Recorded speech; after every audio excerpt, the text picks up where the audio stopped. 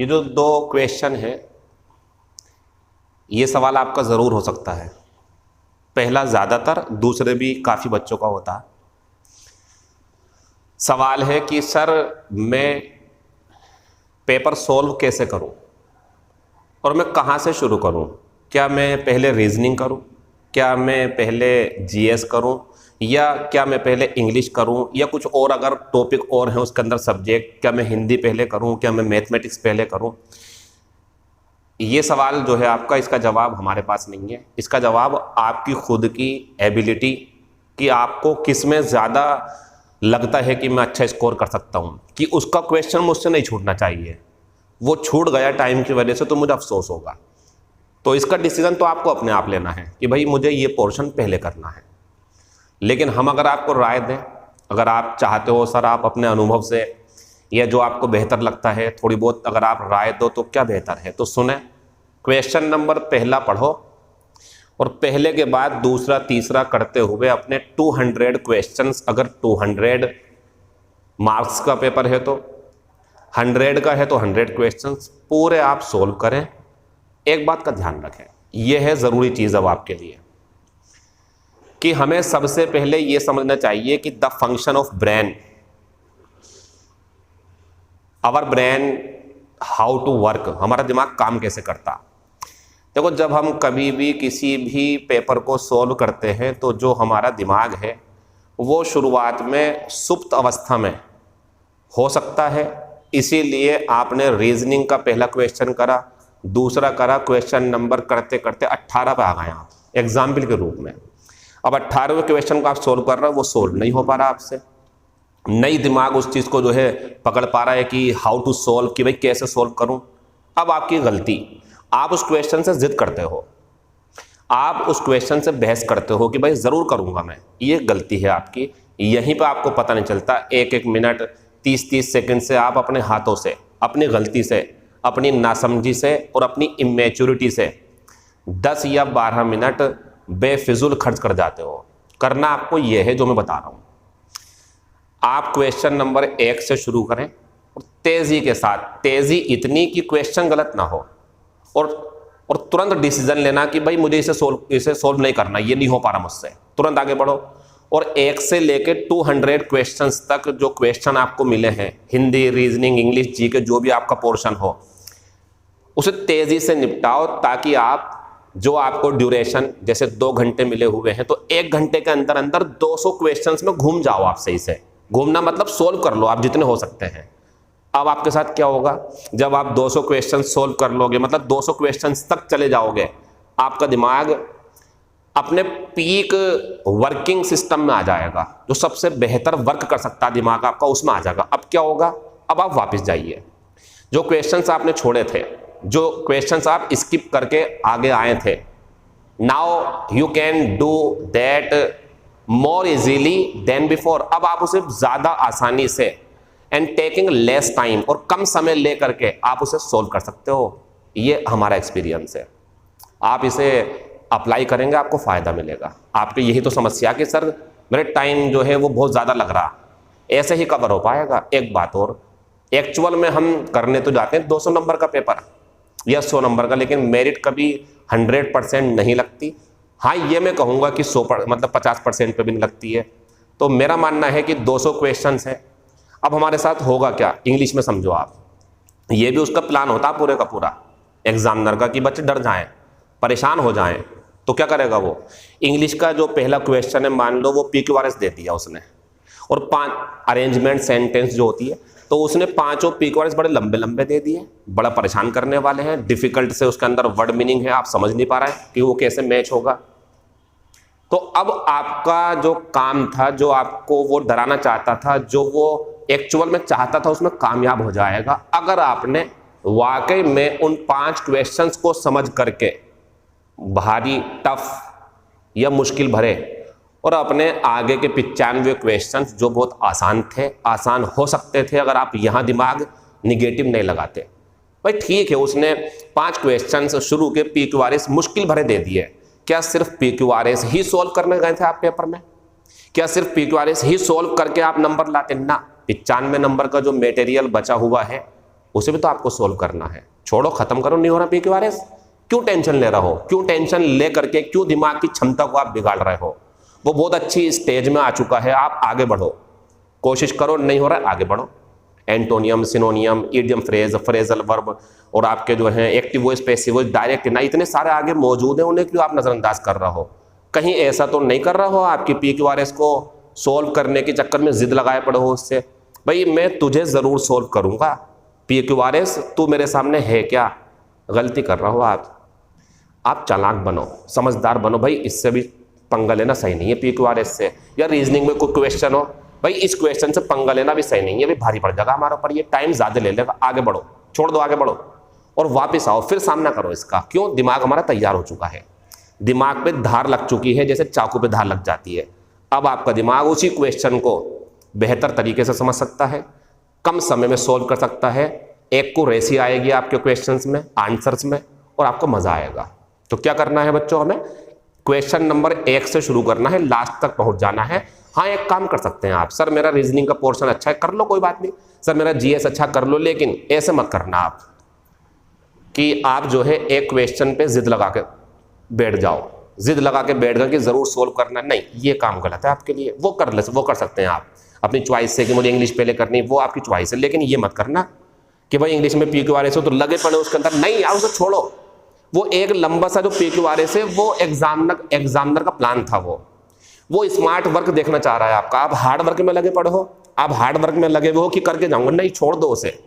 जितना टाइम आप उस एक PQRS को करने में लगा रहे हो, कहीं ऐसा ना हो कि आपको पछतावा हो, टाइम घड़ी में पूरा हो चुका और लास्ट में 10 नंबर के एक्टिव वॉइस, पैसिव वॉइस जो आप आसानी से और 2 मिनट में सारे कर सकते थे, वो टाइम आप PQRS को दे चुके हो। PQRS जीत गया, आप नहीं जीते।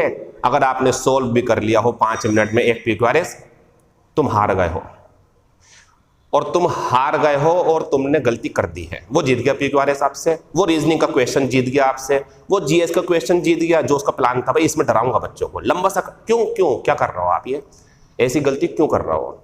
सारा इतनी मेहनत से पढ़ा हुआ लाइब्रेरी में बैठ कर घंटों घंटों पढ़ रहे हो आप, हम आपके साथ लगे हुए थे ऑनलाइन, खूब आपने हमें फीस दी, खूब हमने आपको फ्री में भी पढ़ाया, खूब क्लास में लगे रहे आपके साथ, खूब प्रैक्टिस सेट सोल्व करे, सुबह में 7 बजे आप क्लास में आ रहे हो, सबको बेकार करने फिर रहे हो आप। नहीं, जिद नहीं करनी है। सभी लड़के, सभी लड़कियां अपने डेस्टिनेशन पर 3 घंटे पहले पहुंचेंगे, यानी कि जहां आपको पहुंचना है अपने कॉलेज के सामने, शहर में 3 घंटे पहले नहीं, शहर में तो सब होते हैं, लेकिन आपको अपने कॉलेज के सामने पहुंचना है, ताकि अगर किसी वजह से कॉलेज गलत भी मिल जाए तो आप तुरंत पहुंच सके अच्छे वाले पे। और अगर अच्छे वाले पे भी पहुंच गए तब भी 3 घंटे पहले। एंजॉय करो, बातें करो एक दूसरे से, लड़की लड़के आपस में, फ्रेंड्स जो भी हैं, बात करके अपने मूड को अच्छा करो, हंसी मजाक करो, एंजॉय करो अच्छे से। जो पढ़ना था पढ़ चुके, तभी तो मैंने प्रैक्टिस सेट 11 का सॉल्यूशन नहीं दिया है, वजह जरूरत नहीं है, अब कुछ नहीं पढ़ना, अब तो एंजॉय करने हैं, मजे करने हैं, अब कूल रहना है। क्यों, जितना हम पढ़ चुके हैं, जितनी हमने मेहनत करी है, वो हमें मिलना ही है, कोई टाल नहीं सकता। बस हमें अपने तरीके से करने हैं, हमें अब स्मार्ट वर्क की जरूरत है। भाई कैसे सोल्व करना पेपर, शायद ये तरीका आपके लिए बेहतर हो। 1 से लेकर 200 तक क्वेश्चन तक पहुंचना है तेजी के साथ, कुछ स्पीड होनी चाहिए, लेकिन गलत ना हो जाए। स्पीड मतलब समझदार हो आप, अब ऐसा भी नहीं है कि भागे जा रहा हो आप, तरीके से। और फिर वापस आओ आप, क्वेश्चन से जिद नहीं करनी है, वापस आके फिर देखो। आपका दिमाग जब 200 क्वेश्चंस में घूम जाएगा तो आपका दिमाग फिर उन क्वेश्चन को भी सोल्व कर सकता है जिसकी उम्मीद आपने की भी नहीं होगी। यार मुझसे PQRS भी हो गया, वो वाला सब हो जाएगा, परेशान ना हो, कूल रहें, टाइम पर पहुंच जाएं, खास ख्याल रखें इसका, जल्दबाजी में नहीं करना है। क्लास में एंट्री करें, पेपर देखें आराम से, भाई ये क्वेश्चन हो गया, ठीक है, पहला, दूसरा, तीसरा नहीं हो रहा, छोड़ो, चौथा, 5वां, 7वां, 8वां, 9वां, 9th नहीं हो रहा, छोड़ दो, 10, 11, 12। भाई रीजनिंग में 30 ही हुए हैं, लेकिन आपने मिनट भी तो 15 लिए हैं, आधे सेकंड में क्वेश्चन सोल्व कर लिया आपने। आपका रीजनिंग का टाइम आपके पास है अभी, परेशान मत हो, आगे बढ़ो। जीके कितनी देर में, 5 मिनट में पूरी खत्म, जो भी मतलब होनी है 15-20 जो भी, आगे बढ़ो। इंग्लिश कितनी देर में, 40 मिनट पकड़ ली, बचा हुआ है पूरा 1 घंटा। अब आओ ना पीछे को आप, रीजनिंग, इंग्लिश, GS और मजे लो आप उसके, बात खत्म हो जाती है। ऐसे ही करना। क्यों, ये दिमाग का कार्य करने का तरीका है। वो जब शुरू हो जाता है ना, तो जब उसकी पीक टाइम आता है, फिर उससे कुछ भी करवा सकते हो आप। हाँ, वो PQRS भी करवा सकते हो आप जो छोड़ के गए थे, जिसमें 5 मिनट लगाते ना, वापिस आओ, 1 मिनट में हो जाएगा। अप्लाई दिस, इसे अप्लाई करना आप, और बाकी जैसे आपकी अच्छी मर्जी हो वैसे कर लेना। हमारा तरीका यही है, इसीलिए हम यहाँ आकर के आपके सामने मौजूद है ठीक एग्जाम से एक दिन पहले। और कोई भी एग्जाम हो, CHSL का हो, आगे चल के CGL, CPO, मैं SSC स्टेनोग्राफर की बात नहीं कर रहा, मैं एग्जाम की बात कर रहा हूँ। कैसे सोल्व करना, ऐसे करना है। तेजी से भागो, वापिस आकर के फिर आराम से समझते हुए करो। दिमाग तैयार हो चुका है पूरे तरीके से आपका, बहस करने की जरूरत नहीं थी शुरू में उससे। अब वापिस आओ, दिमाग क्या होगा, चढ़ गए, अब करो से, मिनटों में सोल्व हो जाएगा। मानो हमारा यकीन, करके देखना आप इस तरीके को। बात खत्म। दूसरी बात, सर ये दूसरा सवाल, सर मुझे डर लग रहा है पेपर में क्या होगा। एक कहावत सुनी है आपने, चोर की दाढ़ी में तिनका। इसका मतलब होता है भाई जिसने चोरी करी है उसका दिल घबराएगा जब चोरी पकड़ने की बारी आएगी। जब चोर पकड़ने की बारी आएगी वो घबराएगा जिसके दिल में चोर होगा। आपके दिल में चोर है क्या? आपने मेहनत नहीं करी क्या? डरते रहो, सही तो डर रहे हो आप, सही डर रहे हो, बिल्कुल डरो, कोई टेंशन नहीं है। लेकिन थोड़ा रुक करके समझदारी से आप ये भी तो समझो कि भाई मैं उनमें से नहीं हूं जिसने मेहनत नहीं करी। सर कैसी बात कर रहा हो? मैंने तो खूब ईडियम फ्रेज आपको सुनाया, मैंने आपके टेस्ट दिए हैं, मेरे नंबर बढ़िया बढ़िया आए हैं, 70 भी आए हैं, मेरे 65 भी आए हैं, बहुत बढ़िया नंबर है। पेपर ऐसे ही बनाए गए थे जिसमें आपको परेशानी हो, टेंशन ना ले। 60 नंबर थे नहीं थे, ये 60 नंबर कैसे डिसीजन दे सकते हैं आपको कि 60 ही आएंगे? क्या पता आपके 90 नंबर हो जाएं, और क्या पता जिनके 90 नंबर थे इत्तेफाक की बात उनके एंटोनियस उन्होंने याद किए थे, क्या पता उनके 70 हो जाए। इससे कोई फर्क नहीं पड़ता, फर्क पड़ता अब वहां का दिमाग लगाएंगे, वही वाला जो मैं बता रहा था, तेजी के साथ जाएंगे, फिर वापस आराम आराम से सोल्व करेंगे। डर लगेगा उसे जिसे ईश्वर के ऊपर भरोसा नहीं होगा, डर लगेगा उसे जिसे अल्लाह भगवान सब एक ही चीज है, इनके ऊपर भरोसा नहीं होगा। और भरोसा है आपको क्योंकि आप पूजा करते हो, भरोसा है आपको क्योंकि आप नमाज पढ़ते हो, भरोसा है आपको क्योंकि आप चर्च जाते हो, आप गुरुद्वारा जाते हो। और जब ये भरोसा है तो क्यों टेंशन ले रहा हो? जितना करा है उतना मिलना ही है। भाई मैंने पढ़ा है, मेरा पेपर अच्छा होगा, होगा अच्छा, और नहीं पढ़ा तो भाई डरने की जरूरत है। तो डर उसे लगेगा जिसने चोरी करी होगी। आपने चोरी नहीं करी बच्चों, मेहनती बच्चे, खूब अच्छे तरीके से लगे हुए स्टूडेंट्स पेपर जाकर के सिर्फ सोल्व करने में लग जाएं, कुछ नहीं सोचे क्या होगा। और be brave to face your result, अपने रिजल्ट का सामना करने के लिए बहादुर बने। भाई मेरे नंबर इतने हैं यार, सोचना यार हाँ मैं इतना ही पढ़ा था यार, सही है नंबर, कोई इसमें बुराई नहीं है। टेंशन न ले किसी चीज़ की, ज़बरदस्ती निगेटिव मार्किंग करने की कोशिश ना करें। एक शब्द नॉर्मलाइजेशन होता है, इसके बारे में ज़्यादा नहीं बोलेंगे, इतना बताएंगे सिर्फ। आप इस बात का डिसीजन नहीं ले सकते हो कि आपका पेपर डिफिकल्ट था या इजी था, वरना आप मुश्किल में पड़ जाओगे। आपको तो अपना पेपर सोल्व करना जितना आपसे हो सकता है। 100% कोई सोल्व करने नहीं जाता, 200 क्वेश्चन लेने कोई नहीं जाता है। 75% भी अगर सही से हो जाए 150 नंबर बहुत बढ़िया है। इससे कम पे आओगे तो थोड़ा मुश्किल है, लेकिन कोई बात नहीं, क्या पता नॉर्मलाइजेशन में नंबर बढ़ जाए, टेंशन नहीं लेनी है। निगेटिव मार्किंग नहीं करनी है, मतलब आपके पास दो विकल्प हैं।